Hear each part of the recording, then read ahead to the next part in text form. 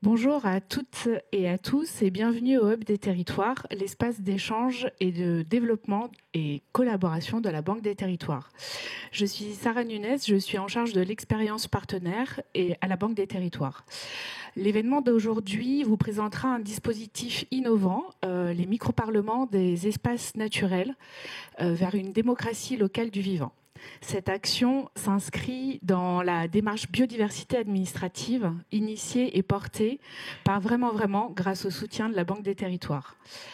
Avant de vous présenter le point de départ de cette démarche, je voudrais revenir rapidement sur la vidéo de présentation et vous parler du Hub des Territoires. Pour les nouveaux venus, présents à la fois ici au Hub des Territoires ou connectés à distance, le Hub des Territoires est un dispositif résolument tourné vers l'externe, vers nos partenaires et au bénéfice de nos clients partout sur le territoire.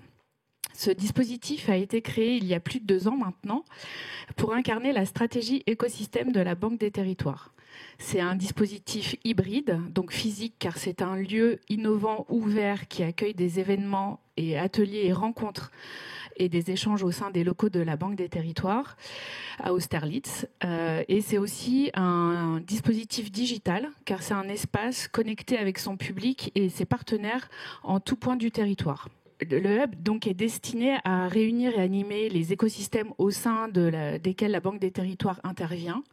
Et il sert à faire collaborer public et privé, à inspirer des réussites territoriales et à donner toutes les clés pour accélérer la transformation des territoires.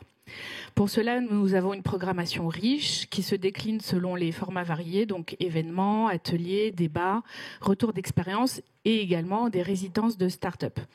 Notre activité est croissante et depuis 2021, nous avons eu plus de 200 événements qui ont réuni plus de 12 000 participants en ligne et en présentiel. Et ils ont permis à plus de 800 intervenants d'aborder différents enjeux de nos territoires.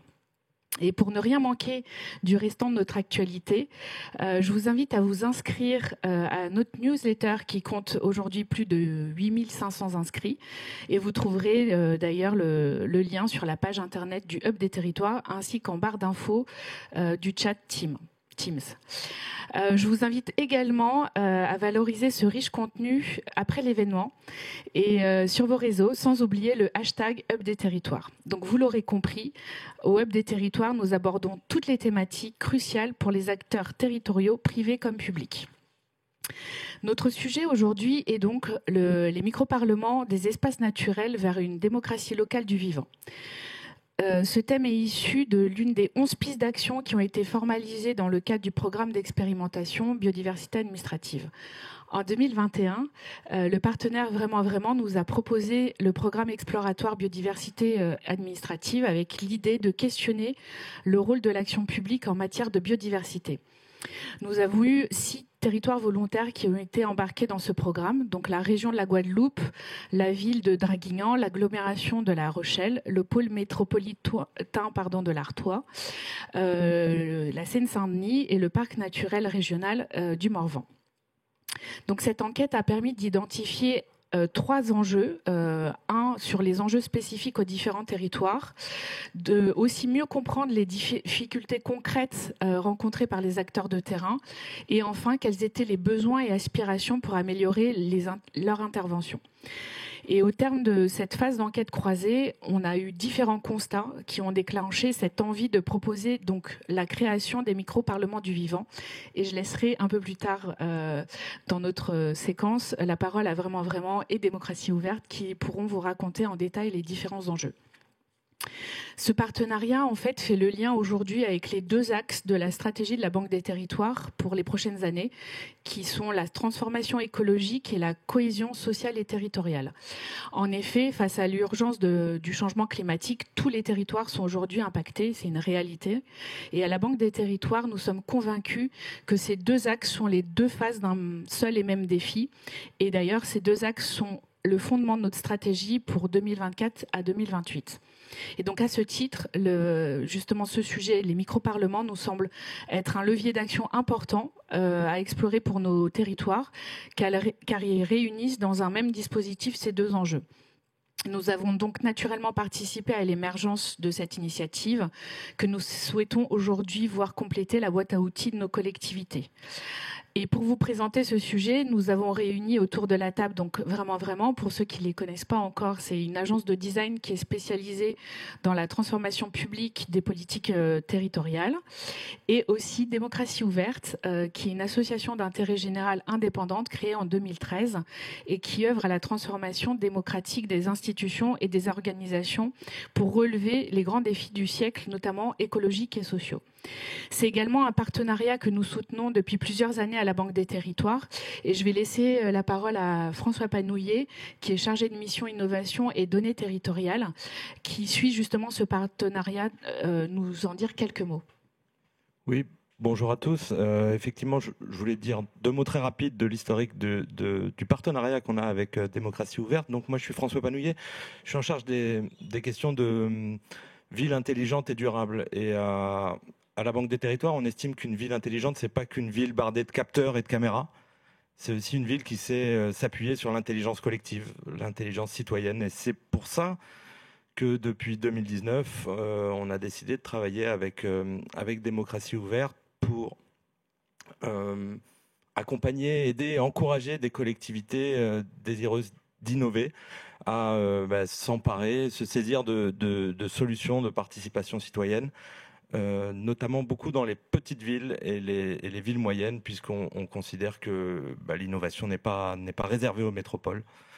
Et donc, on mène ce travail avec Démocratie ouverte depuis plusieurs années, et j'en profite pour les remercier chaleureusement. Merci François.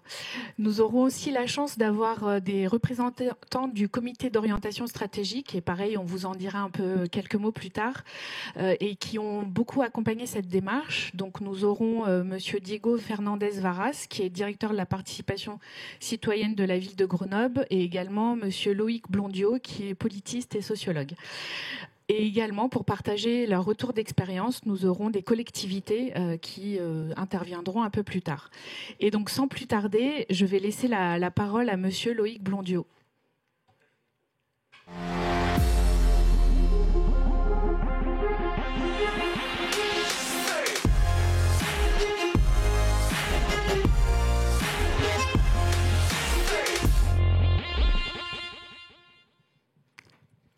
Oui, alors bonjour à toutes et à tous. Je vais essayer de pas être long, évidemment, même si j'en ai envie et même si c'est mon habitude.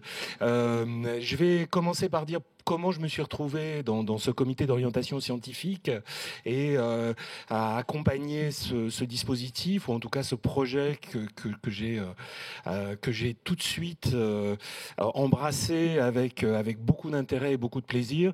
En fait, j'accompagne aussi, je suis membre du cercle d'animation de Démocratie ouverte, et je travaille depuis des années sur les questions de transformation démocratique, d'innovation démocratique, parce que mon credo, c'est que on ne pourra à la fois sauver nos institutions et la démocratie qu'elles portent, de même que nous ne pourrons nous sauver nous-mêmes qu'à condition de transformer nos manières d'agir et de prendre des décisions. C'est une conviction absolument profonde. C'est-à-dire que il est inutile de penser que confier le gouvernement à des experts ou instaurer une forme d'autoritarisme permettra de résoudre les questions et d'affronter les périls absolument terribles auxquels nous serons confrontés. Donc, c'est parce que j'essaye de faire vite, c'est pour ça que je cherche mes mots. Et puis, en fait, la situation est tellement dramatique qu'on a du mal à la décrire, c'est-à-dire qu'on a du mal à la penser même. À partir de mon expérience, puisque je m'intéresse à plein de dispositifs de participation citoyenne, j'ai accompagné la Convention citoyenne pour le climat et d'autres dispositifs de ce type, je suis convaincu que maintenant, il faut changer nos manières de faire et qu'il y a un enjeu de représentation politique. En fait, nos institutions, elles ont été créées à la fin du XVIIIe siècle et elles étaient destinées à résoudre de tout autre problème avec de tout autres acteurs dans un tout autre contexte. Or, nous n'en avons absolument pas changé. Nous continuons à élire des gens qui vont décider pour nous en notre nom et la plupart du temps sans nous consulter. Et c'est quelque chose qui est non seulement problématique d'un point de vue de légitimité, comment accepter que des gens décident à notre place sans nous associer, mais ça pose aussi un problème d'efficacité. C'est-à-dire, est-ce que vraiment c'est comme ça qu'on prend les meilleures décisions?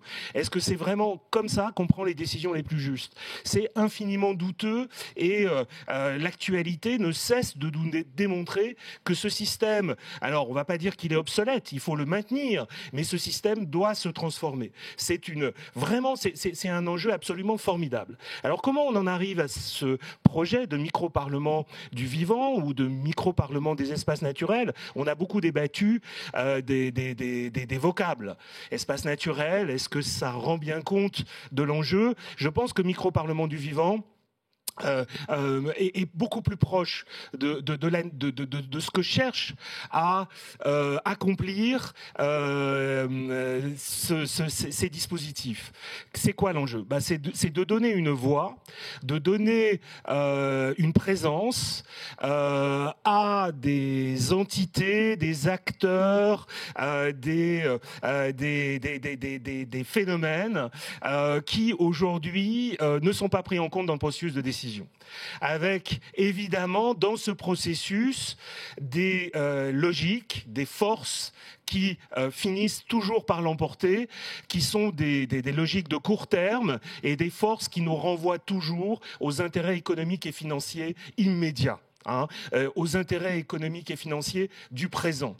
Les non-humains, tout ce vivant dont nous dépendons et dont nous faisons partie, n'ont pas d'existence politique. Alors il y a la question de leur reconnaissance juridique, qui est concomitante de celle qu'on essaye de traiter ici. Mais il y a la question de la représentation politique de ces entités. Il faut qu'ils soient représentés. Il ne s'agit pas de donner un droit de vote, évidemment, comme certains l'ont envisagé, aux animaux. Il ne s'agit pas d'instaurer finalement un dispositif dans lequel des experts viendraient parler au nom de la nature. C'est pas l'enjeu.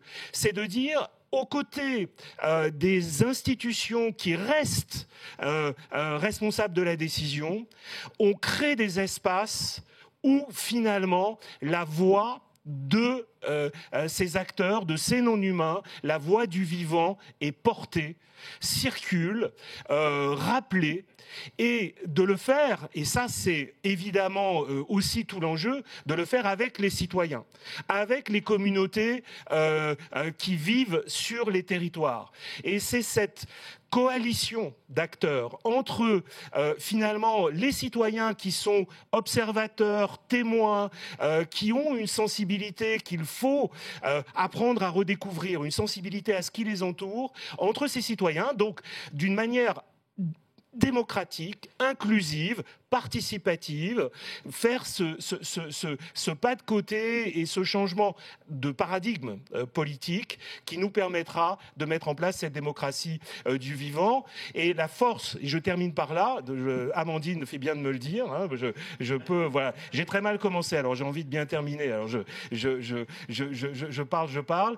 La force de ce projet, porté par Démocratie Ouverte, et par vraiment, c'est d'être ouvert, c'est d'être formatable sur chaque territoire. Et mon rêve, c'est qu'il y ait des expérimentations, qu'on puisse, en tant que chercheur, faire de la comparaison, parce que là, on ouvre un nouveau chapitre sur la démocratie qui me paraît absolument pas utopique, qui me paraît absolument essentiel et qu'il faut faire maintenant.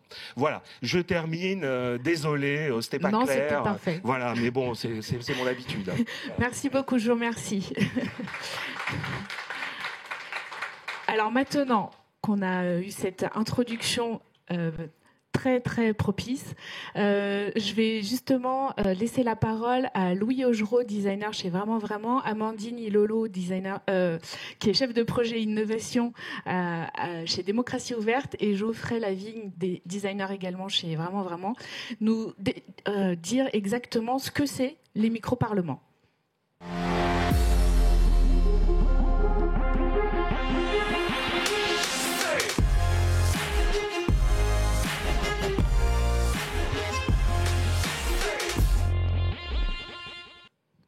Alors, je vais peut-être laisser la parole à Amandine, qui va démarrer et qui va... Alors non, c'est pas Amandine, c'est Louis, qui va justement nous expliquer ce que c'est le micro-parlement. Non, c'est moi. C'est le stress. Pardon.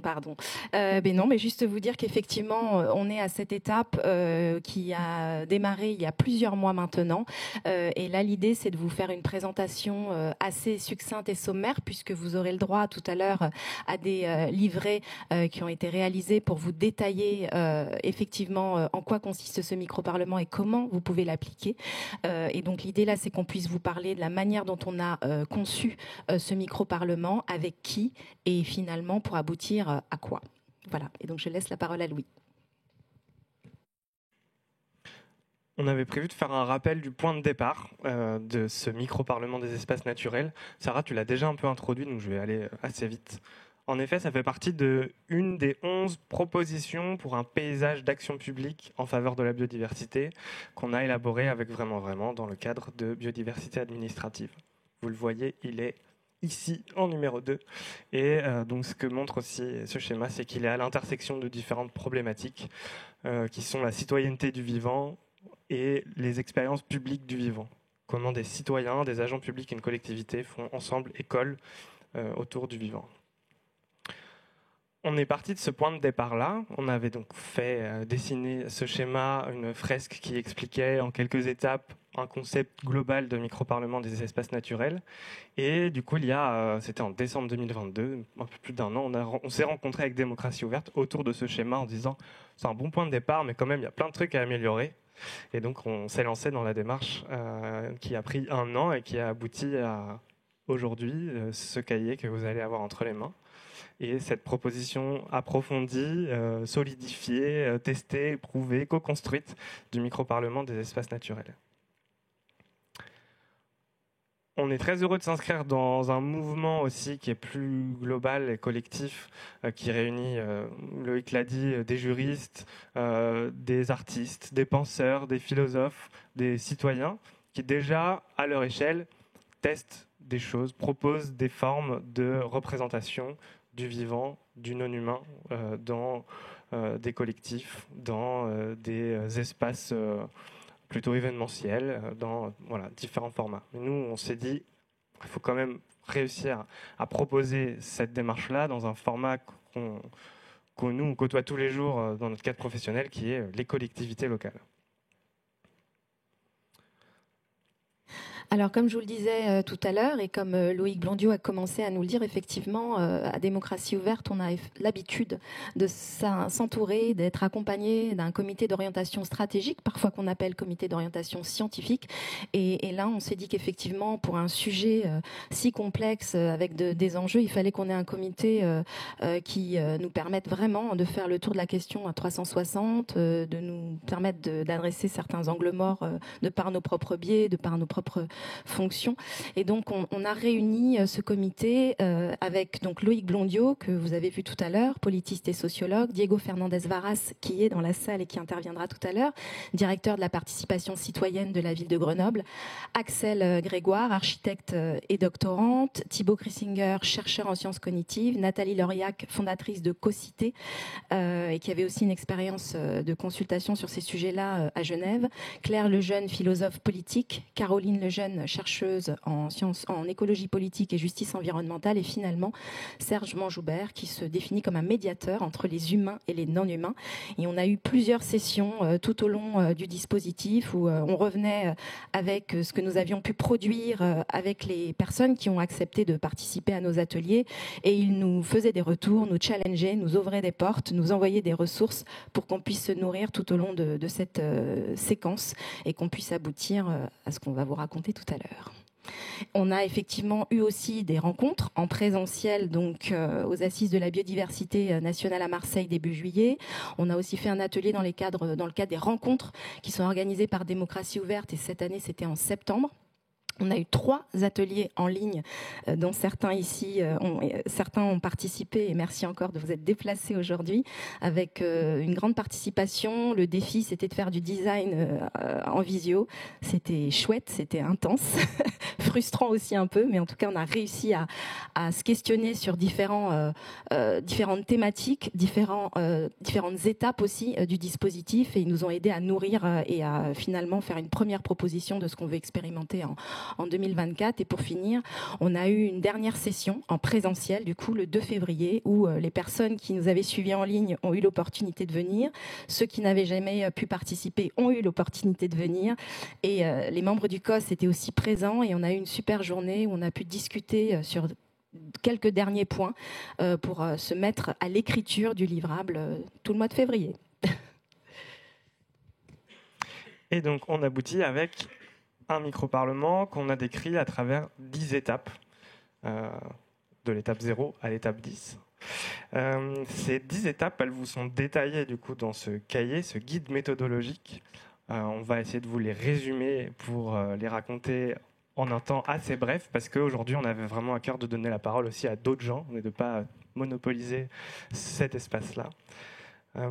Donc, vous verrez qu'il y a beaucoup plus de détails, d'indications sur comment ça se passe, des indications techniques, les questions qu'on se pose encore à chacune des étapes, et les marges de manœuvre et les leviers qu'on laisse aux collectivités, parce que si c'est une formule qu'on a proposée, elle a pas mal de variables, et le but c'est qu'elle puisse s'adapter à vos territoires, à vos paysages, au profil sociologique des habitants, à la démographie.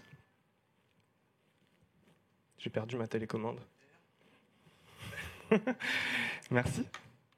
Et du coup, je crois que c'est moi qui commence avec l'étape 0, qui est une étape du coup préparatoire, co-concevoir la démarche et créer le réseau des complices du micro-parlement.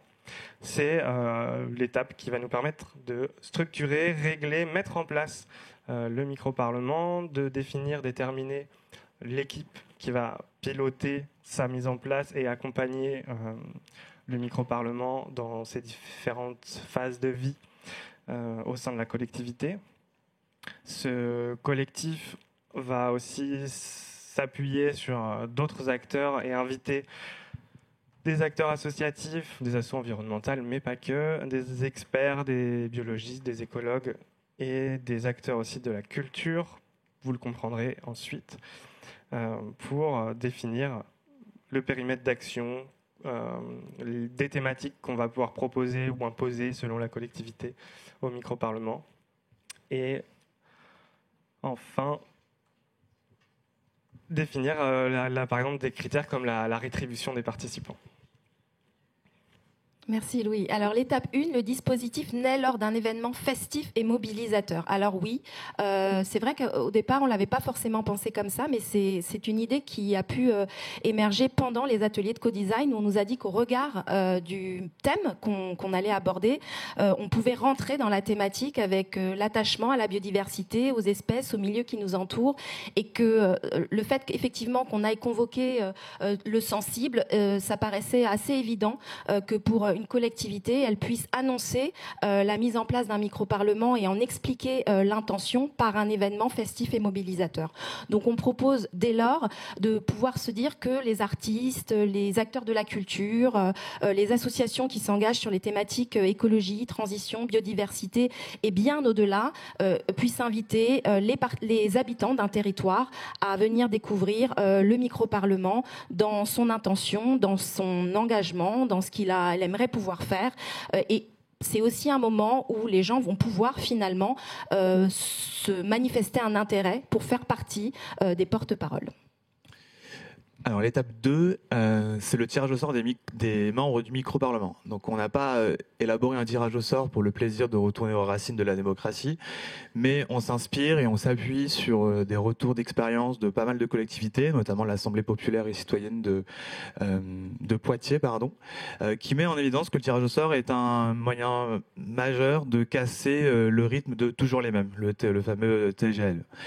Donc on a mis en place ce tirage au sort, enfin en tout cas on préconise de mettre en place ce tirage au sort avec deux composantes majeures, un tirage au sort sur la base de volontaires qui se manifestent pour être partisans du micro-parlement, et un tirage au sort sur la base plutôt de soit de la liste électorale, soit du cadastre dans la ville.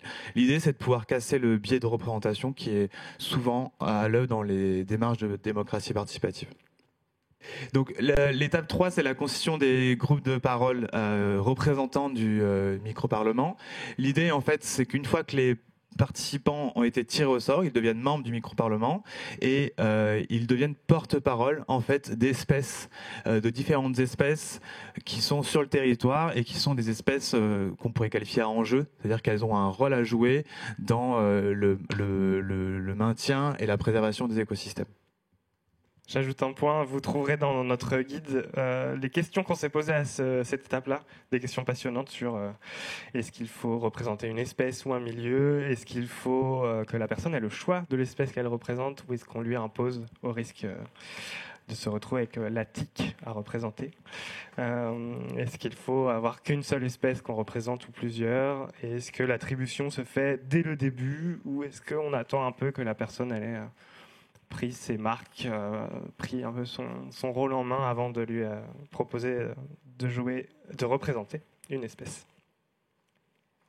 L'étape 4. Alors, c'est une étape essentielle. On propose à cette étape-ci de réunir les élus qui auront forcément manifesté un fort engagement pour la démarche. Il y aura un élu ou des élus identifiés pour suivre cette démarche. En tout cas, on y tient. Et c'est le moment où finalement, le groupe de porte-parole, les élus, l'administration se réunissent pour passer un peu un contrat. Donc, on a appelé ça le cadre de confiance. On définit l'ambition collective et on esquisse les premières dimensions du mandat qui va être proposé au groupe de porte-parole. Pourquoi c'est essentiel? Parce qu'on s'appuie aussi sur le fait qu'aujourd'hui, on sait que les dispositifs de participation citoyenne s'essoufflent, et notamment souvent parce que les participants n'ont pas l'impression que quelque chose sera fait de concret sur la base de leurs paroles, de leurs propositions, et on voulait sacraliser un moment avant de rentrer dans le travail qui permette vraiment de s'engager, tant les porte-paroles que la collectivité, sur ce qu'on voulait faire ensemble, jusqu'où on allait en termes de décision aussi, et on en parlera tout à l'heure, et qu'on se dise qu'on pose le cadre qui permette de respecter ses engagements respectifs et de pouvoir aussi se parler de temps en temps dans la démarche sur là où on en est, ce qui fonctionne pas, et de réajuster en fonction des problématiques qu'on identifie. L'étape 5, c'est l'étape des temps de formation. Donc c'est là, ça y est, j'ai mon espèce, j'ai le milieu que je dois représenter. Comment je fais? Eh bien, ce qu'il faut, et c'est l'originalité de ce dispositif, c'est que ce n'est pas un dispositif qui s'applique en une journée et une semaine. C'est un dispositif qui se pense sur plusieurs mois, sur un temps plus long. Et donc ces formations, elles sont constituées de plusieurs socles. Il y a un socle commun où on va refaire de la SVT, des sciences naturelles et de la biologie, mais aussi des sciences politiques, dans le sens où, dans ce socle commun, pour les participants, il faudra aussi expliquer comment fonctionne la collectivité, les services, quelles sont les réalités de terrain que les agents rencontrent au quotidien. On a un socle de formation qui est, donc, vous l'avez compris, cérébral et intelligent. Et un deuxième qui est un socle de formation aussi sensible, parce que comme on aura de la diversité dans nos participants, de la diversité dans les espèces à représenter, on a envie qu'il y ait une diversité de manière de rencontrer cette espèce, puis de la représenter, peut-être en passant par de l'incarnation. Et là, on convoque dans ce dispositif des acteurs culturels. Ça peut être pour faire de la photographie, ça peut être pour faire de l'œnologie, travailler son olfaction, et en tout cas utiliser au maximum ses sens et sa créativité pour lire son territoire différemment et aller à la rencontre de ces espèces. Et puis ensuite, il y aura des temps de spécialisation en fonction de certaines thématiques, de certains milieux, de certaines espèces communes entre différents membres. Ces temps, on les veut ouverts au public. Ce n'est pas un espace fermé et complètement clos. Si d'autres habitants qui n'ont pas été tirés au sort veulent y participer, c'est possible. Et c'est aussi ouvert aux élus qu'on invitera fortement, voire qu'on obligera à participer à certains de ces temps de formation. c'est une transformation qui doit se faire collectivement, élus compris. Dans le livret, vous trouverez une amorce d'équipe idéale de pédagogues et d'accompagnateurs du micro-parlement. Justement, j'ai une question sur le chat, sur l'implication des élus. Je vais la lire. Est-ce qu'il ne faut pas que les élus explicitent le niveau de décision du micro-parlement avant la constitution du groupe et le processus de tirage au sort? C'est ce qui se passe à l'événement, l'étape numéro 1 et à l'étape 4. Oui, c'est effectivement à l'étape 4, l'événement bien sûr, mais l'étape 4 va rentrer plus en profondeur.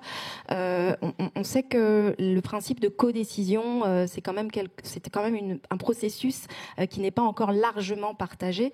Et on espère, en tout cas, avec le micro-parlement, poser un cadre qui permet à l'administration, aux élus de se sentir rassurés dans le fait qu'effectivement, on propose que les décisions se prennent avec les parties prenantes, mais on veut aussi poser un cadre qui s'adapte pleinement aux conditions et à l'architecture administrative et aux manières de faire des collectivités, pour que justement on puisse arriver à ce que on soit très serein sur le niveau de décision qu'on propose, qu'on partage tous et qu'on puisse aller vers ça. Donc l'idée, c'est vraiment qu'on puisse décider ensemble dans l'étape 4 quel sera le niveau de décision, et c'est là où il y aura forcément du débat entre des porte-paroles, des élus et une administration.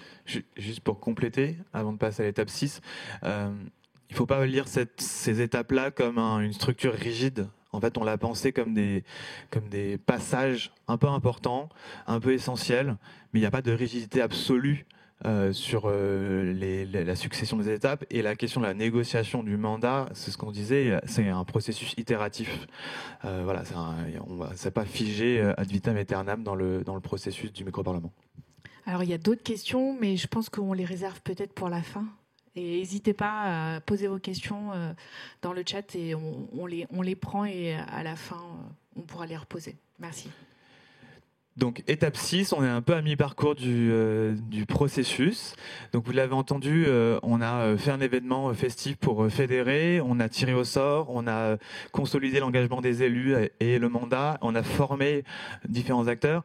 Là, l'idée de cette étape 6, qui est venue notamment pendant les ateliers de co-design, c'est de se dire il faut en fait un événement ou des éléments rituels qui permettent de consolider l'engagement des porte-paroles. En fait, ça veut dire que au bout de la 5e étape, potentiellement, des gens vont dire en fait non, je suis pas prêt à représenter telle ou telle espèce, je suis pas prête à représenter tel ou tel milieu, et je préfère me retirer du processus. L'idée de cette étape, c'est qu'on formalise l'engagement presque de manière contractuelle, qu'on invente aussi, et on a pas mal d'exemples dans le livret, des outils qui incarnent, qui symbolisent, qui matérialisent cet engagement vis-à-vis d'une espèce ou d'un milieu. L'étape 7, une fois que les porte-paroles se sont fermement engagés, on peut le dire comme ça, ça y est, le micro-parlement commence son travail sous forme d'ateliers, d'auditions avec des experts ou d'autres, de l'enquête de terrain, des rencontres qui vont leur permettre de se faire un avis, d'adresser déjà la problématique, de bien comprendre de quoi il s'agit, et ensuite effectivement d'observer finement, de dialoguer avec le territoire, les parties prenantes, les habitants, et finalement de se dire qu'ils arrivent à cerner suffisamment la problématique et les propositions qui peuvent être faites pour pouvoir justement arriver à l'étape 8 où ils vont formaliser un avis. Un avis, des recommandations ou potentiellement aussi des idées de projet pour préserver et pour restaurer la biodiversité. Cette étape-là, elle est vraiment l'étape de la matérialisation des engagements et des enseignements pendant des étapes précédentes.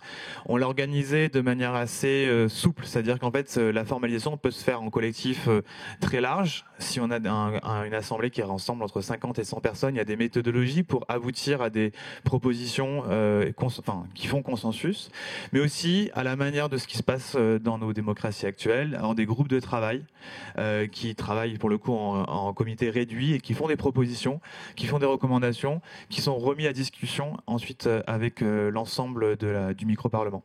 Donc là, il y a des articulations entre petits groupes, grands groupes plénières qui sont à construire. C'est ce qu'on a mis avec pas mal de scénarios différents dans le carnet. Donc à l'issue de ça, on va avoir différents types d'actions proposées, des choses que le micro-parlement pourra faire en autonomie, des choses qu'il pourra faire en coopération avec sa collectivité, peut-être des choses qu'il devra déléguer, que la collectivité devra prendre en charge ou porter à d'autres niveaux.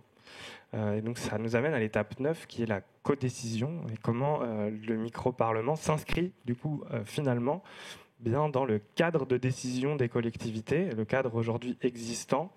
Et cette étape-là va être très intéressante pour comment on crée les conditions d'un bon débat, d'un bon dialogue entre des représentants du micro-parlement et des élus. Parce que ça va peut-être être un choc frontal entre des modes d'expression des uns et des autres qui, là, qu'on doit faire, dont on doit créer un bon cadre de dialogue dans cette étape numéro 9. L'étape 10, qui est entre guillemets la dernière étape, c'est une étape de restitution. On a vu dans les différentes démarches de démocratie participative que la question du retour de ce qui a été produit, de ce qui a été imaginé, est souvent une des étapes les plus négligées. Nous, on est attentifs, et Amandine le précisera tout à l'heure sur la dernière étape transversale, à faire un retour aux concitoyens et aux concitoyennes qui n'ont pas forcément participé au micro-parlement. Ce retour, il peut prendre différentes formes. Ce qu'on a imaginé dans ce micro-parlement, c'est qu'il y a des rôles, des sous-rôles de membres, notamment le rôle d'ambassadeur ou d'ambassadrice, même si ce terme-là n'est pas forcément figé pour le moment, mais qui viennent en fait être un relais auprès de la population, qui vont informer et potentiellement aussi utiliser les outils numériques pour prendre l'avis, pour consulter, vraiment faire la consultation sur les propositions. Et il y a un autre enjeu de relais qui est plutôt de l'ordre du lobbying, on va dire, en tout cas de la création d'une communauté. L'objectif de ces micro-parlements, c'est qu'ils ne soient pas isolés, qu'ils ne soient pas seuls, qu'ils ne soient pas isolés, et qu'on puisse en fait créer des liens entre les différentes démarches de micro-parlement à travers un territoire, soit une région, soit même l'ensemble du territoire français. Et donc là, c'est plutôt de se dire, faire une restitution de ce qui s'est passé aux autres micro-parlements. Et oui, et pour finir, effectivement, le dialogue à toutes les étapes, on le rappelle parce qu'on ne veut pas que le micro-parlement soit un espace clos.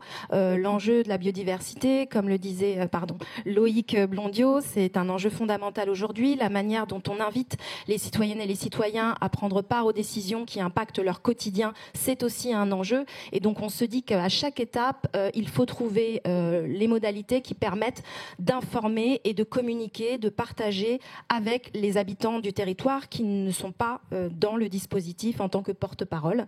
Donc, savoir comment, en fonction des moyens de la collectivité, à quel moment on peut le faire et avec quels outils, finalement, en étant très hybride, avec le numérique, avec des communications papier, parce que ça se fait encore, ou tout simplement inviter les habitants à des temps un peu événementialisés, que ce soit des petits formats de café ou des plus grands formats. Ça nous paraît essentiel, surtout aussi pourquoi ? Parce qu'on veut s'assurer qu'on fonde la légitimité de ce qui ressortira du micro-parlement en termes de propositions, justement parce qu'on aura pris soin de discuter non seulement avec les parties prenantes, associations engagées, experts, mais aussi avec les habitants qui vont recevoir ces propositions dans leur cadre de vie, qui vont transformer leur cadre de vie. Donc pour nous, c'est important de se rappeler qu'à chaque étape, il faut parler avec les habitants.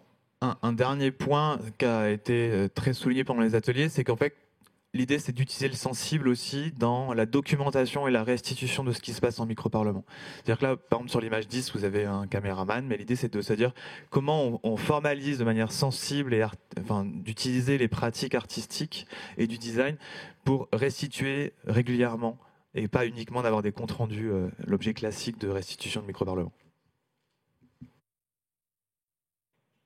Donc encore une fois, on développe assez peu finalement. Ici, on pourrait en parler pendant des heures. Et il y a déjà plein de questions qui se posent, donc on va se garder du temps à la fin pour répondre à vos questions en salle et aux questions en ligne aussi. Donc vous savez que tout ça s'est développé dans le livret, qu'on peut dire que c'est un mode d'emploi prêt à l'expérimentation. En tout cas, nous, on l'a vraiment construit comme ça, avec ces 10 étapes qui seront des piliers, des soutiens pour avancer dans cette expérimentation des micro-parlements avec vous, si vous êtes des territoires, en tout cas avec les collectivités qui se lanceront dans ce pari un peu fou qu'on vous propose. Eh bien, merci beaucoup. En tout cas, je note... Ah, vas-y. Une dernière, pardon. Il nous en restait une dernière. Non, mais dans le prolongement, tu parlais d'expérimentation. Louis, c'est juste dire qu'effectivement, on est vraiment dans un cadre expérimental. Ça veut dire qu'il y a encore des questions auxquelles nous n'avons pas de réponse. Et on a juste sélectionné 3 enjeux. On nous a questionné là-dessus pendant le dispositif et on n'a pas eu de réponse tranchée, que ce soit avec le comité d'orientation ou les participants au co-design. Donc la question des sujets, ça a été vraiment une grande question. Est-ce que la collectivité propose des sujets ou est-ce que ce sont plutôt des sujets qui émergent pendant ce travail d'enquête ? Bon, bah voilà, on est dans une séquence où effectivement, pardon, il faut que je me mette là, c'est ça ? Ok. On est dans une séquence où on se dit que la collectivité peut proposer des sujets, mais qui seront forcément challengés par les citoyens qui vont faire partie du micro-parlement. On s'est demandé est-ce qu'on avait un micro-parlement exclusivement constitué de citoyennes et de citoyens. On a une collectivité qui nous a demandé si on pouvait faire un micro-parlement à destination des agents et des élus, dans une dimension de transformation des pratiques, de transversalité, de prendre en compte l'impact des politiques publiques sur la biodiversité. Donc effectivement là, c'est aussi faisable d'adapter en fonction des enjeux des territoires. Et la dernière variable, tous les participants ont été tirés au sort sans avoir constitué de liste volontaire. Donc on part vraiment sur un tirage au sort très large, sur la base de listes qui vont être choisies par la collectivité. Ou alors on a quand même une expression d'envie, parce que c'est quand même ça aussi l'appétence. Et on a des volontaires et on a une liste qui nous permet de faire du tirage au sort aussi sur des volontaires. Et vous verrez que dans le guide, il y a d'autres questions. Et cette phase d'expérimentation avec les collectivités nous permettra de répondre sur la faisabilité de ces variables-là et de se dire qu'on va peut-être aller plus dans un sens que dans l'autre, ou tout simplement qu'on reste un dispositif très adaptable au territoire. Voilà.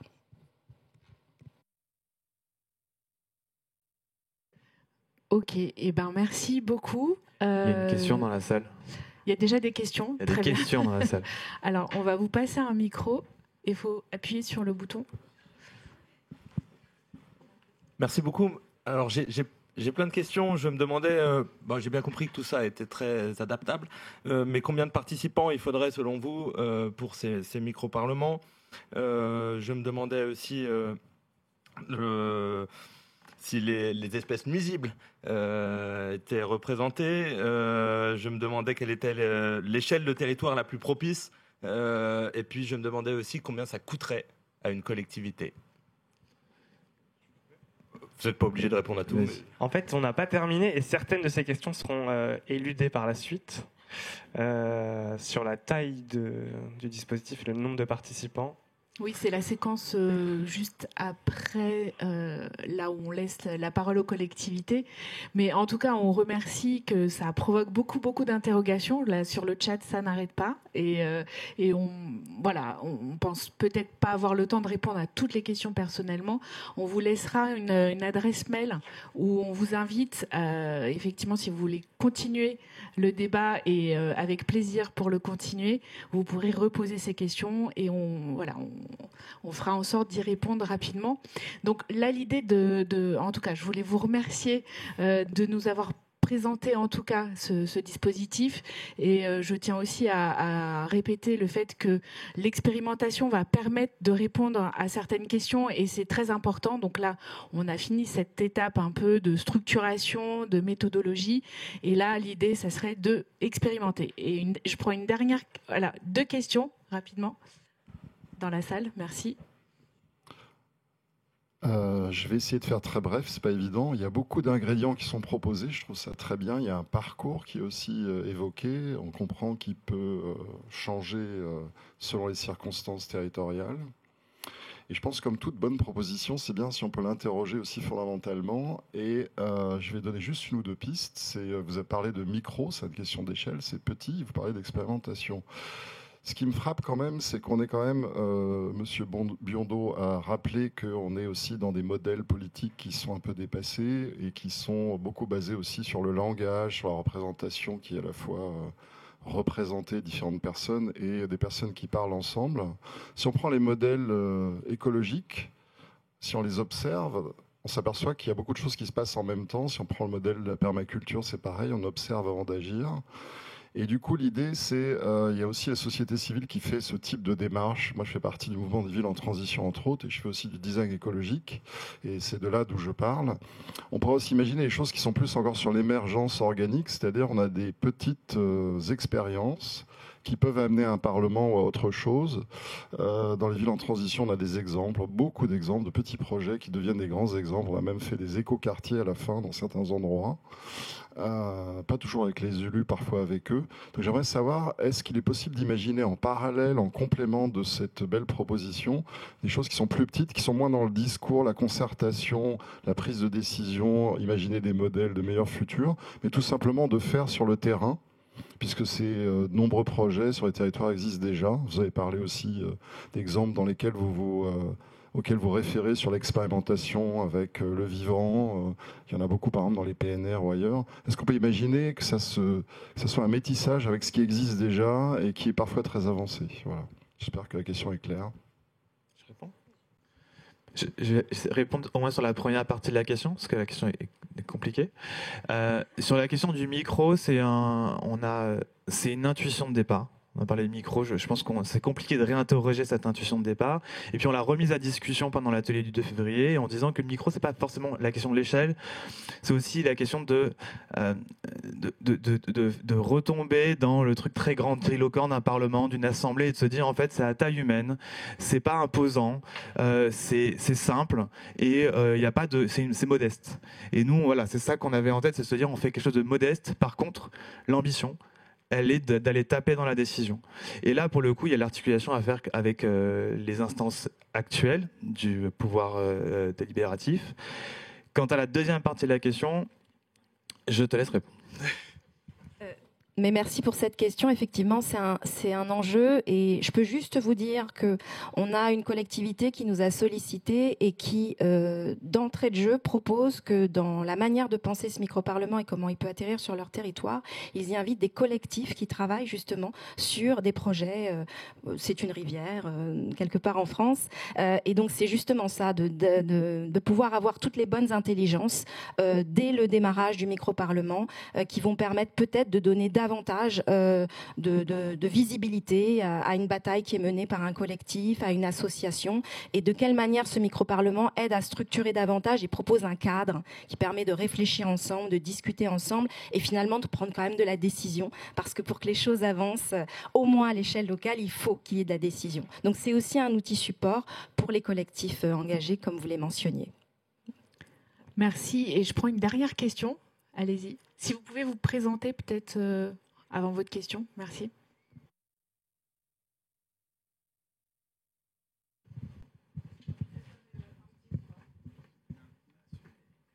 Merci.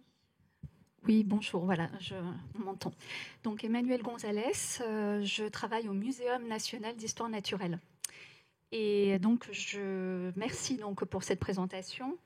Je m'interrogeais sur votre entrée espèce, parce qu'aujourd'hui, on sait très bien que la complexité du vivant fait que une entrée espèce peut être, on va dire, discutable, hein, parce qu'on rentre plutôt par aussi, peut-être, il y a des notions d'habitat, il y a des notions d'écosystème. Donc voilà, je voulais avoir des précisions sur cette entrée, sachant aussi que sur l'accompagnement en fait des personnes, des habitants, des élus, comment vous allez procéder, parce qu'on est encore une fois sur des sujets complexes.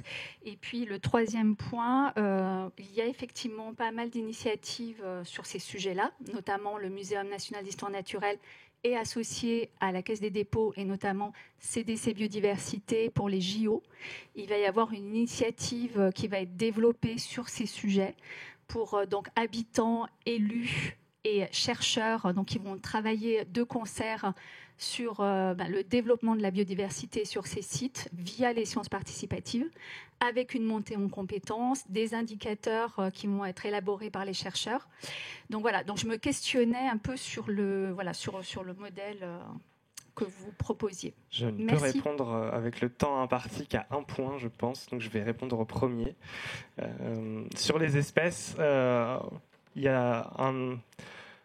Je vais revenir un peu aussi en avant, mais on pourrait faire un micro-parlement du CO2 ou du carbone. L'affect, il ne marche pas pareil. On ne va pas déclencher les mêmes envies de participer, je pense, avec du carbone. Pareil sur les milieux ou les espèces, l'affect, j'ai l'impression, et dans nos échanges, dans nos ateliers, on a envie de prioriser les espèces pour le fait de pouvoir se mettre à la place, à la rencontre d'une espèce. Ce qui n'empêche pas du tout, et au contraire, de s'intéresser à son milieu, puisque une espèce est dépendante de son milieu ou actrice de son milieu, agissante sur son milieu. Et prendre une espèce, pour donner un exemple qu'on aime bien utiliser, comme l'azuré du serpolet, qui est un petit papillon, ça nous amène à ce papillon, il fait une larve qui tombe au sol, qui est récupérée par des fourmis. La larve se développe dans une fourmilière et puis le papillon éclot et sort de la fourmilière pour aller butiner principalement du serpolet. Donc s'intéresser à ce papillon-là, c'est s'intéresser aussi à une plante et c'est s'intéresser à un autre arthropode que sont les fourmis, un autre insecte. Et du coup, voilà, cette entrée espèce fait que par combinaison, par association, on va découvrir d'autres espèces et puis s'intéresser forcément à son milieu ou à ses milieux. Même au moustique tigre, même à la tique, même... Surtout au moustique tigre. Ouais. Sachant que cette question n'est pas tranchée, c'est-à-dire que pendant les échanges qu'on a eus, c'est qu'en fait, ce que tu répétais, ça fait partie d'une des questions de adaptable. Est-ce qu'on travaille? Et aussi, le micro-parlement permet de renégocier les catégories de espèces voûtes, enfin clés de voûte, espèces nuisibles, tout ça qui sont des catégories qu'on peut remettre en question. Sur la question sciences participatives, on est en attente de travailler avec le muséum. Moi-même, je travaille au muséum et notamment avec Viginature, et c'est des partenariats qu'on n'a pas encore réussi à mettre en place. Voilà, pour le dire concrètement, on a essayé de faire venir quelqu'un de Viginature au sein du COS. Par manque de temps, par manque de disponibilité, c'est pas possible, mais on les a en ligne de mire. Très bien. Je vous remercie beaucoup pour votre intervention. Je propose du coup de laisser la parole aux collectivités qui ont participé à la construction de la démarche. Merci le hub. C'est pas encore fini.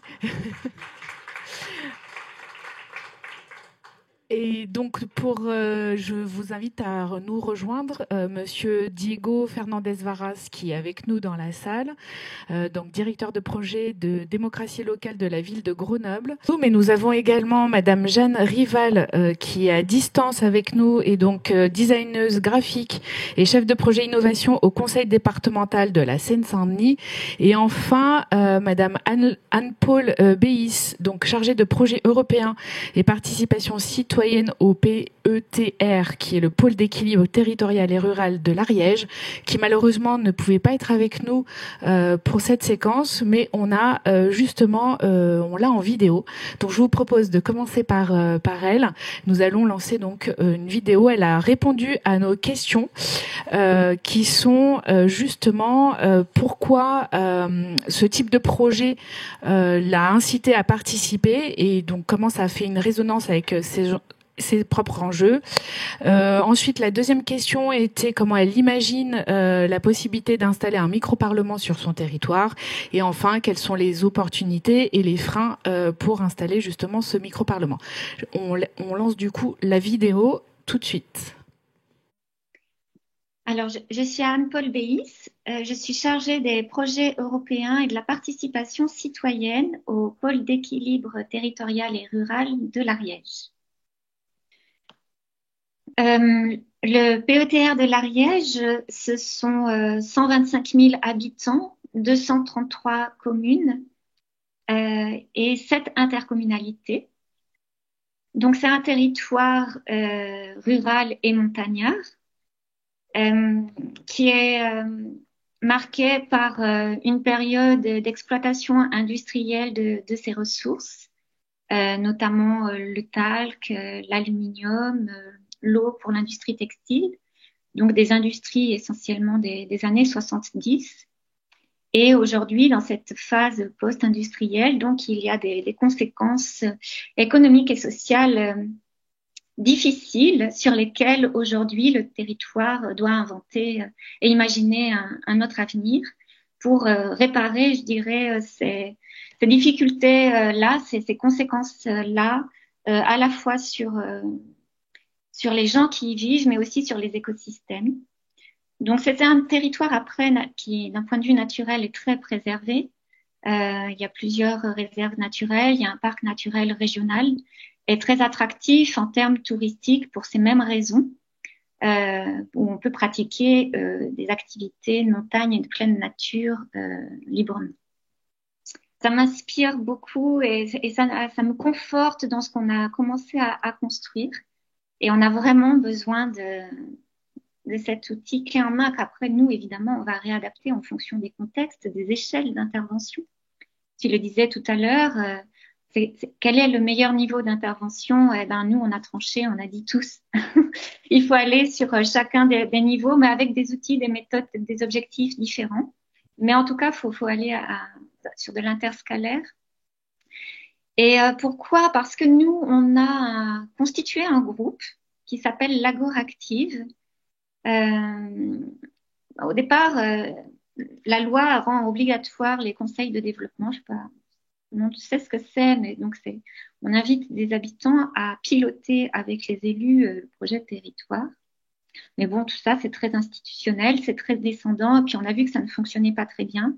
Et les habitants ont dit, non, nous, on veut quand même un contact avec les élus. Puis, on a envie de connaître aussi leurs difficultés et puis les aider à mieux prendre en compte les usages des habitants dans leur projet d'aménagement. Donc, on aimerait les rencontrer, on aimerait les voir et on a organisé un appel à participation à tous les élus du territoire en leur demandant est-ce que vous avez envie de faire partie d'un groupe d'entraide pour améliorer l'implication des habitants dans vos projets communaux? Auquel cas, on vous invite à nous rejoindre. Et aujourd'hui, le groupe, il est constitué, donc on a fait ça en mai 2023. Aujourd'hui, en mars 2024, le groupe est constitué de 45 personnes, 2 tiers d'élus locaux et puis 1 tiers d'habitants, où justement, on réfléchit à ça, à comment s'entraider, mettre en place des outils, des dispositifs, quels dispositifs pour quel objectif, avec combien de personnes, que des habitants, que des élus, etc. Donc, on se pose les questions auxquelles vous avez déjà commencé à apporter des réponses et des solutions potentielles. Donc, pour nous, c'est vraiment un guide qui vient à point nommé. Et on en a une particulièrement, une commune de 500 habitants. Pour reprendre des termes aujourd'hui qui résonnent, qui a cet objectif de devenir un peu une biocratie à l'échelle de son village, et de mettre en place des micro-parlements dans différents lieux, des tiers-lieux aujourd'hui, mais dans différents lieux, pour justement repenser son lien social et son lien aux écosystèmes. Bon, c'est aussi une commune qui a déjà été engagée dans un atlas de la biodiversité, donc qui a déjà fait ce premier travail d'avoir une connaissance collective autour de son milieu et de sa biodiversité. Mais elle va encore plus loin. Par exemple, aujourd'hui, elle a un projet de ferme communale.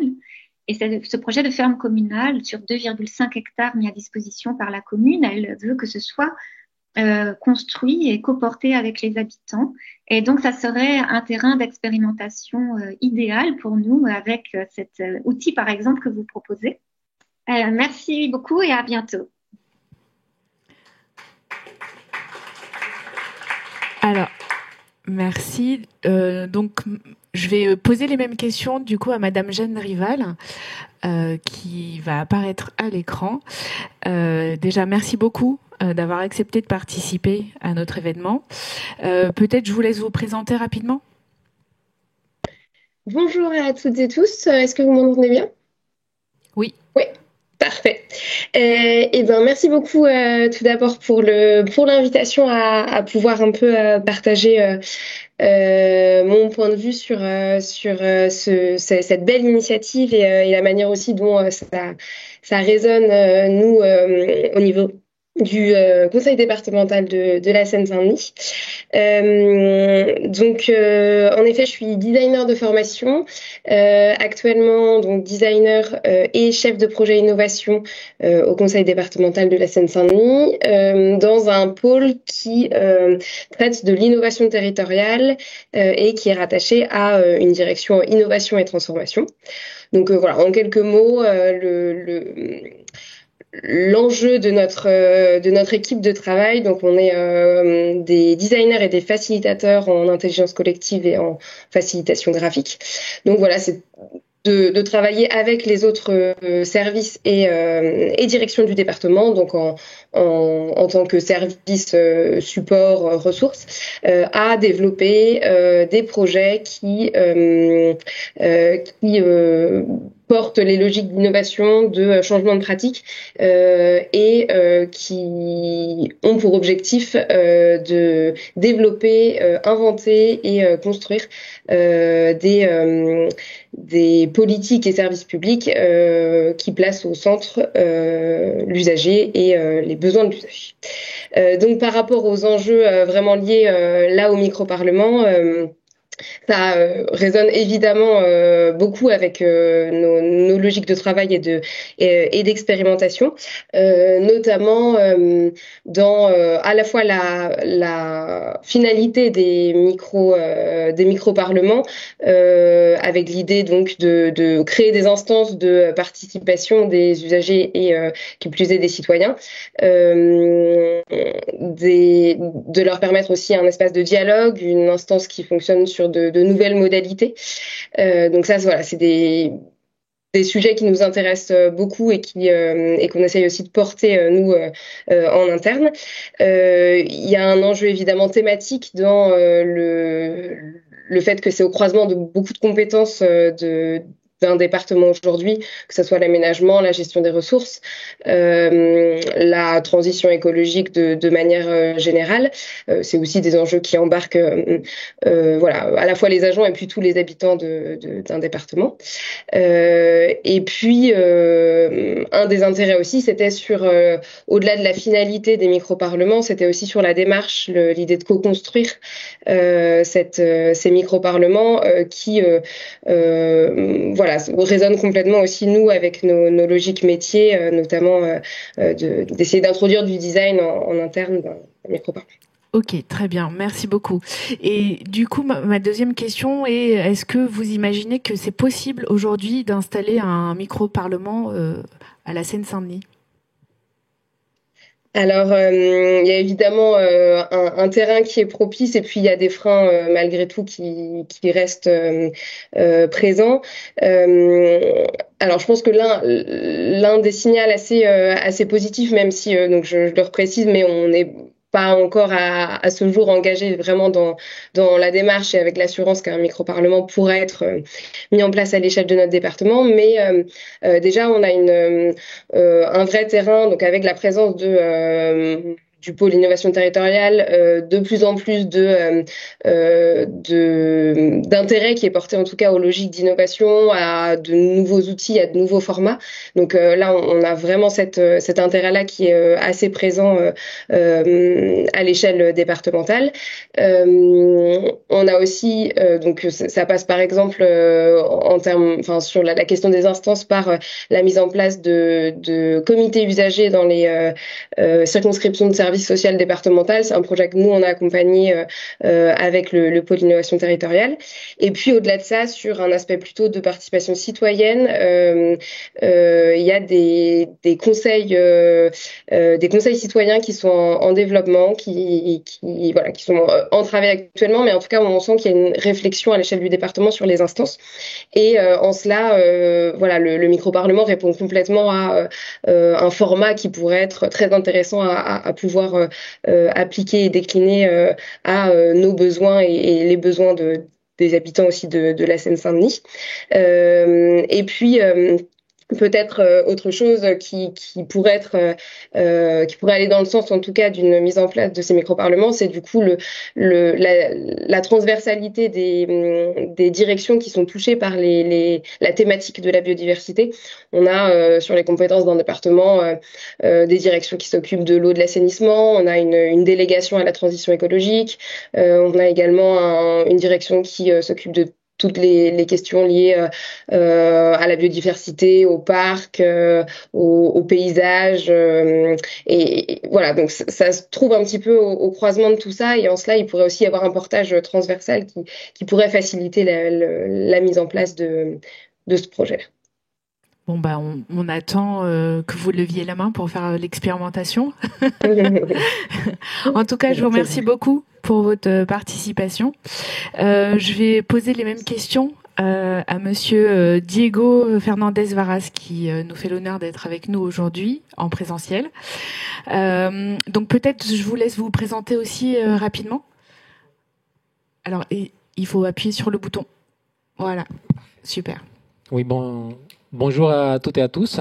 Et avant de me présenter, en fait, je voulais partager quelque chose avec vous. Ce matin, je suis parti à Grenoble et j'ai rencontré des belles tulipes, des magnolias, des narcisses, mais aussi un rat mort écrasé. Et quand j'ai traversé la rue. Et je me suis dit que toutes ces choses-là, en fait, toutes ces entités, en fait, je voulais les évoquer aujourd'hui avant de commencer parce qu'on est en train de parler de ces vivants. Et qu'ils ne font pas seulement partie d'un paysage qui est fixe dans les paysages urbains où on habite, mais qui sont vraiment des habitants, tout comme nous, de nos territoires. Et que ça, vous le savez, c'est pour ça que vous êtes là, et que ça va amener un peu sur les fonds de notre discussion. Donc avant de commencer, je voulais les évoquer tout simplement pour dire, bon, en fait, ils sont avec nous, même s'ils sont en deuxième plan, derrière les fenêtres et là à côté de nous. Moi, donc, l'humain. Et je m'appelle Diego Fernandez Varas, je suis anthropologue de formation et je suis le responsable du service participation et vie associative de la ville de Grenoble. Bon, rapidement pour la présentation. Parfait. Du coup, les mêmes questions. En fait, pourquoi vous êtes venu participer à ce projet et comment cela résonne avec vos enjeux? Alors, en réfléchissant à cette question, je les classe à la base. Je suis comme Pierre Loïc, Loïc. Je pense à mon collègue, chercheur. Donc, je classe toutes les choses. Et il y a 3 niveaux en fait qui m'ont attiré dans cette démarche. La première chose, c'est sur la forme. En fait, quand l'invitation est arrivée, la forme de construction de ces micro-parlements, en fait, c'est une forme de co-construction, de dialogue pluriel avec des partenaires qui sont des divers horizons. C'est expérimental et qui interroge sur le fond nos pratiques et aussi nos paradigmes. Effectivement, évoquer la nature en début de réunion publique, ça fait partie de cet bouleversement des paradigmes. Donc sur la forme, c'était vraiment quelque chose qui nous intéressait parce que ça résonne avec nos propres pratiques et qui les amène un peu plus loin. La deuxième chose, c'est sur le fond. Sur le fond, parce que quand on travaille en participation citoyenne, on se pose toujours la question de l'inclusivité, de qui est là. Et on parle souvent des publics invisibles. Et on parle toujours de ces habitants et habitantes qui ne sont pas là. Des classes populaires, des jeunes, des personnes en situation de handicap, des personnes précaires. Et quand on parle de ça, on oublie aussi que l'environnement dans lequel on travaille, c'est un environnement qui est pluriel, dans lequel les habitants et les habitantes de cet environnement ne sont pas que des humains. Et que c'est des non-humains aussi qui sont là avec nous et qui font partie de cet environnement. Comme les rats qui étaient écrasés. Et que tout à l'heure, en fait, j'ai entendu le mot, cette espèce nuisible qui nous dérange, que nous dérangeons en fait aussi, ou simplement qu'elle déborde dans la ville mais qui habite là. Et aborder la question du vivant dans la démocratie, c'est aborder la question de l'inclusivité de manière large. En fait, de se dire que, en fait, cette manière de vivre ensemble ne se restreint pas uniquement aux habitants humains qui ont l'expression de la parole. La question de la parole a été justement évoquée tout à l'heure. Mais c'est aussi une manière de prendre soin, et de prendre soin du vivant, et de le prendre en compte. Ça veut dire qu'on sera plus soigneux avec les humains et les non-humains. Prendre en compte cette question donc, est importante. Et sur le troisième domaine, en fait, c'est sur la perspective. Moi, il y a une troisième chose qui m'intéressait dans ces projets, c'est que, en fait, il y avait un objectif très clair. Donc, je suis agent public et, qui plus est, chef des services. Donc, on doit mettre en œuvre des choses opérationnelles. Et effectivement, là, la promesse, c'était d'arriver à créer un dispositif ou quelque chose qui puisse être mis en œuvre. Et bientôt, peut-être. Donc, cette proposition d'avoir un micro-parlement, là, on l'appelle micro-parlement du vivant, ça pourrait prendre n'importe quel nom. Ça a pris tout notre intérêt parce que c'est possible de l'adapter. Il faut se l'approprier, mais c'est déjà une proposition structurée. En fait, le travail, il est déjà très, très pré-mâché pour que nous, dans chacun de nos territoires, on puisse le mettre en œuvre. C'est aussi parce que la démarche, elle est ambitieuse et qui va, d'un point de vue démocratique, jusqu'à la codécision. Et ça, ce n'est pas le cas de toutes nos démarches participatives, qui parfois peuvent prendre un tournant communicationnel. Et aussi, c'est parce que c'est une démarche exigeante, qui demande beaucoup de choses, beaucoup de temps, d'engagement, et surtout faire un pas de côté. En fait, c'est dire qu'on sort de cette place des humains habitants parlants pour prendre en compte et essayer de rendre présents les vivants non humains. Et j'aurais peut-être une dernière question. Donc là, vous avez bien donné plutôt les opportunités pour installer sur votre territoire, éventuellement, en tout cas, expérimenter un micro-parlement. Mais quels seraient les freins, en fait ? J'ai toute une liste. J'ai toute une liste. Je peux commencer par beaucoup de choses. Et je le dis, dans l'intérêt, il y a cette question, c'est une démarche exigeante et ambitieuse. Et qui dit exigeant et ambitieux, en fait, là, on a parlé. Hein, en fait, c'est pas quelque chose qui ça va se faire en one shot. Ça va durer du temps. Et qui dit du temps, dit de l'argent, dit des personnes, dit des moyens. Et donc, la question de l'engagement financier, c'est vraiment déjà quelque chose qu'il faut travailler. Chaque collectivité a des configurations très, très différentes. Moi, j'ai la chance de travailler dans une collectivité avec un service structuré pour la participation citoyenne et la vie associative. On est 22 agents. Donc, on peut faire des choses déjà. En fait, on a de l'ingénierie, on a des choses qu'on peut faire en propre.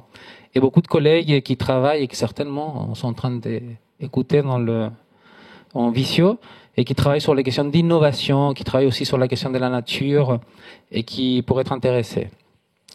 Donc, il y a cette question de cet engagement. Et cet engagement qui est fort, et la question du temps, elle est importante, aussi bien pour nous, collectivités, que pour les habitants. Parce que, d'abord, il va falloir qu'on suscite l'intérêt des participants. Parce que, mettons du tirage au sort, ils seront toujours des volontaires. En fait, ils seront toujours des volontaires. Notre premier point d'entrée, ça sera ce tirage au sort. On ira les chercher là où ils sont, par hasard, mais c'est leur volonté qui sera là. On n'a aucun moyen de contraindre leur participation, donc on sera toujours des volontaires. Il faut qu'on suscite leur intérêt, mais aussi les maintenir dans un rythme qui est long. Et cette question-là, ça va être important une fois qu'une démarche de cet ordre-là va être mise en œuvre. Avant de la mettre en œuvre, il va falloir qu'on questionne aussi nos plans de charge, hein, parce qu'on a des priorités qui sont déjà mises en œuvre. Et moi, je travaille dans une commune, et vous n'êtes pas sans savoir qu'au 1er septembre 2025, on rentre en période de réserve électorale et qu'on fera rien de nouveau à partir du 1er septembre 2025. Parce qu'il y aura les élections municipales bientôt, on est en fin de mandat. La temporalité, et en fait, disons que c'est pas l'idéal non plus. Il reste certes 1 an et demi pour pouvoir travailler et éventuellement lancer quelque chose. Mais surtout, tous les collègues et tous les services opérationnels des collectivités, quelles qu'elles soient, sont déjà en train de travailler sur des plans de charge qui sont prévus depuis un bon moment. Donc, les calendriers, il est très, très compliqué. Et il y a 2 dernières choses que je voulais dire en termes de difficultés. Il y a la question de la compréhension du sujet. La compréhension du sujet et aussi de la méthode. Aussi bien par nos collègues, par ceux qui vont le mettre en œuvre, mais aussi par les participants. Et ça, ce n'est pas joué d'avance. Et la toute dernière chose, et qui en plus rejoint tout le reste, c'est la question de l'initiative de cette démarche.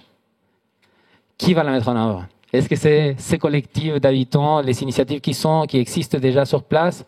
Est-ce que nous, on s'y met pour créer un environnement propice pour éventuellement qu'apparaisse quelque chose de cet ordre-là? Est-ce qu'on l'offre comme un dispositif? Donc, on crée une nouvelle offre de la participation? Cette question-là aussi, ça peut être un frein selon la modalité qu'on prend ou qu'on choisit et pour mettre en œuvre une expérimentation de cet ordre-là. En tout cas, merci beaucoup. Ça fait la parfaite transition pour la dernière intervention. Déjà, je voulais vous remercier. Et donc la prochaine intervention, justement, aborde les questions de la possibilité de la mise en œuvre et du passage à l'action, justement, et comment on peut passer à l'action. Et donc je vais inviter Johan Olivier, cofondateur de Vraiment et designer prospectif, Kenza Tari, la nouvelle déléguée générale de Démocratie Ouverte, et Audrey Charluet, responsable de l'animation des écosystèmes, des partenariats et des tiers-lieux à la Banque des Territoires. Alors, une fois qu'on a présenté ce que c'était les micro-parlements, qu'on a pu aussi avoir des retours d'expérience et des freins, des questionnements qui se posent, aujourd'hui, comment on fait en fait? Qu'est-ce qui se passe? Alors, est-ce que je laisse peut-être Johan démarrer? Bonjour. Oui, moi je suis Johan Olivier, je suis un cofondateur de Vraiment. J'aime bien la démarche de Diego de dire comment j'ai croisé la biodiversité. Moi hier soir, je me suis retrouvé dans une engueulade entre un crapaud et un hérisson dans mon jardin. Donc je dis toujours que la négociation n'est pas gagnée non plus, même entre non-humains. Voilà, j'ai passé la partie vivante, on va passer sur la question administrative, de biodiversité administrative. La façon dont on a envisagé l'accompagnement ou la façon dont on pouvait continuer, en tout cas, vraiment et démocratie ouverte, on a envie de pousser cette expérimentation et de réussir à en faire un commun méthodologique, ce qui est le cas du livret que vous allez recevoir. Enfin, vraiment pour le coup, on vous invite à l'utiliser, à l'employer et à le transformer tel que vous le souhaitez. On le voit aussi potentiellement comme un vrai commun de recherche parce que c'est tous les enseignements qu'on va pouvoir tirer sur les différentes expérimentations nous permettent de poser la question de qu'est-ce que ça dessine demain pour le vivant, qu'est-ce que ça dessine demain pour la démocratie. Et que ce soit sur un des leviers comme dans l'autre, il y a des espaces de recherche qui nous semblent vraiment propices autour de ces propositions-là. Et donc dans la façon dont c'est dit dans le guide et que vous retrouverez, on voit vraiment 3 modalités d'accompagnement différentes. D'un côté, plutôt une proposition qui est de l'ordre d'une prestation en fait, et vraiment d'un accompagnement de A à Z, dans le sens où on accompagne, on participe à la communication, on forme les équipes, on les mobilise, on trouve les différents écosystèmes qui sont pertinents, on outille les acteurs de manière à pouvoir animer et faire vivre ce truc-là dans le temps. Une deuxième logique qui est plutôt une logique de semi-autonomie parce qu'en fait, on sait d'expérience que certains territoires ont des personnes qui sont déjà en interne sensibilisées et propices à ce genre de logique et qui sont très clairement en capacité de pouvoir reprendre les outils et dans lequel on va plutôt arriver comme un apport aussi du conseil scientifique, aussi d'une matière pédagogique qui est capable de pouvoir être sollicitable par différents territoires. Et une troisième logique qui est clairement de dire prenez-le et amusez-vous avec, mais tenez-nous au courant de manière à ce qu'on puisse savoir comment ça avance. Donc c'est vraiment les 3 logiques d'accompagnement qu'on envisage nous pour la suite et qu'on invite à tester. Et on n'a pas de restriction sur la question des formes, enfin des destinataires qu'on peut avoir, en fait, que ce soit associatif, que ce soit régional ou autre. En fait, on n'a pas aujourd'hui clos la question des destinataires dans cette façon de fonctionner. Et je pense que c'est important de pouvoir le garder ouvert là-dessus. Par ailleurs, c'est un projet qui s'inscrit toujours dans une démarche qui est plus large, qui est biodiversité administrative, et je veux bien qu'on passe à la slide suivante, sur laquelle, que vous soyez des collectivités ou pas, vous pouvez aussi venir juste nous accompagner dans les suites des démarches qu'on peut avoir, ou juste suivre notre travail en faisant partie de la communauté sur le site. Voilà. Le point suivant qu'on voulait se donner, c'est de dire qu'est-ce que cette démarche ça change en fait, entre guillemets. On va prendre un peu la partie conclusive, on va essayer d'aller vite, mais l'idée de la discussion qu'on avait précédemment, c'est qu'est-ce qu'on envisage de travailler avec ça et qu'est-ce que ça va dessiner. Merci Johan. C'est mieux comme ça. Merci beaucoup. Bonjour à toutes et à tous. Un grand merci d'abord à la Banque des Territoires pour son soutien à ce projet qui a rendu cette collaboration possible avec Vraiment. C'est un projet particulièrement structurant pour Démocratie Ouverte que j'ai rejoint il y a peu en tant que déléguée générale, mais je suis néanmoins très très familière de ces problématiques de transition environnementale.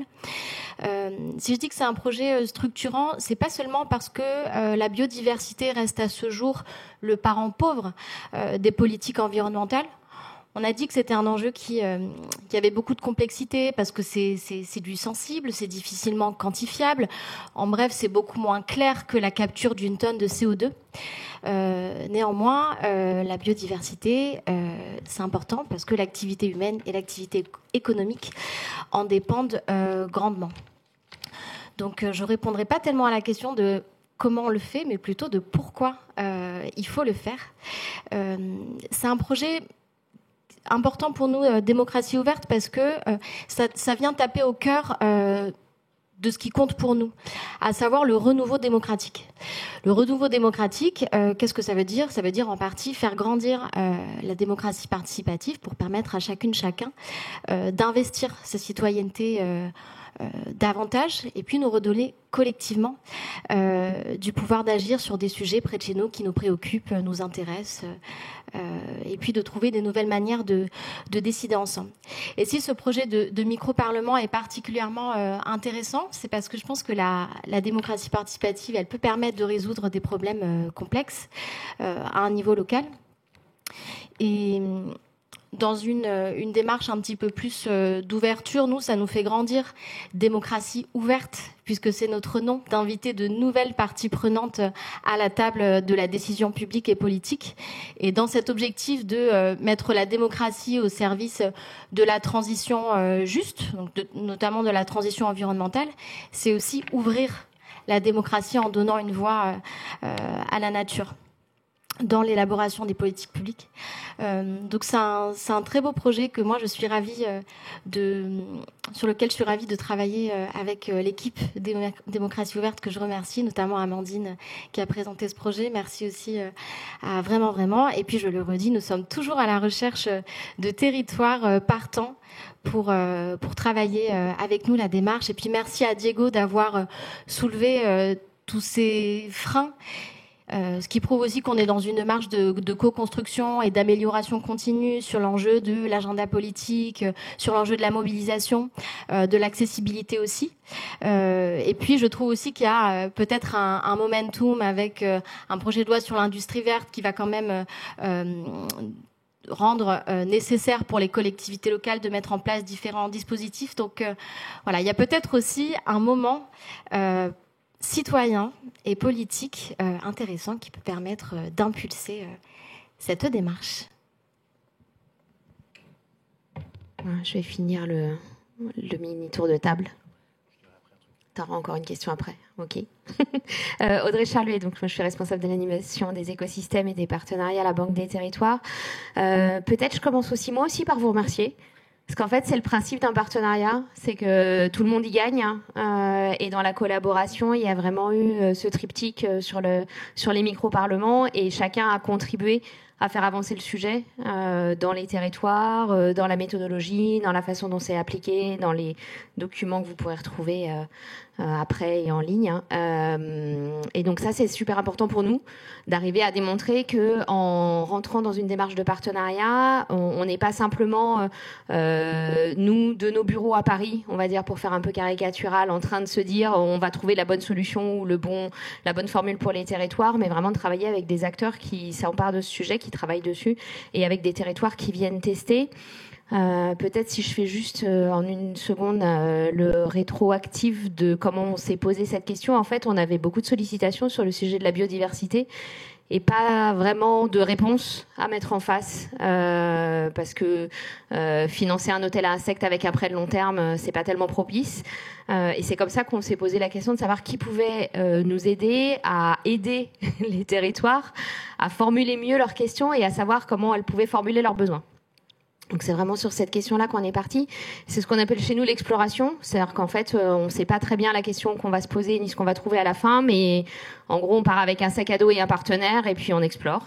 Et puis on a trouvé plein de choses. Les micro-parlements, c'est un des exemples les plus aboutis des 11 paysages qui ont été produits dans le cadre de la mission.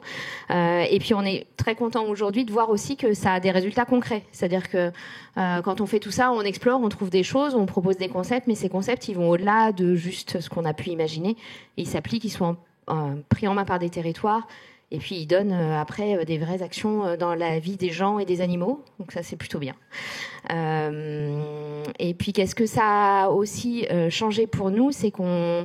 Voilà, on espère que ce qui a pu se passer, alors je suis désolée, j'ai pas retenu tous les noms des intervenants, mais ce qui a pu se passer dans les collectivités locales, y compris en termes de transformation interne et de transformation des organisations, quand on commence à travailler de façon différente avec son environnement, ça infuse aussi jusque chez nous. Alors on s'y emploie, avec Sarah notamment, à voir comment, en travaillant avec l'ensemble de nos collègues sur ces sujets-là qui sont différents et en appréhendant une façon différente d'aller interroger les territoires, on arrive nous aussi à changer la façon dont nos organisations voient ce sujet, l'appréhendent, l'intègrent aussi dans leur propre politique de développement. Donc voilà. Je voulais juste terminer sur une chose. Nous, chez Vraiment, on a un fonds en interne qu'on travaille régulièrement qui s'appelle pour des imaginaires publics alternatifs.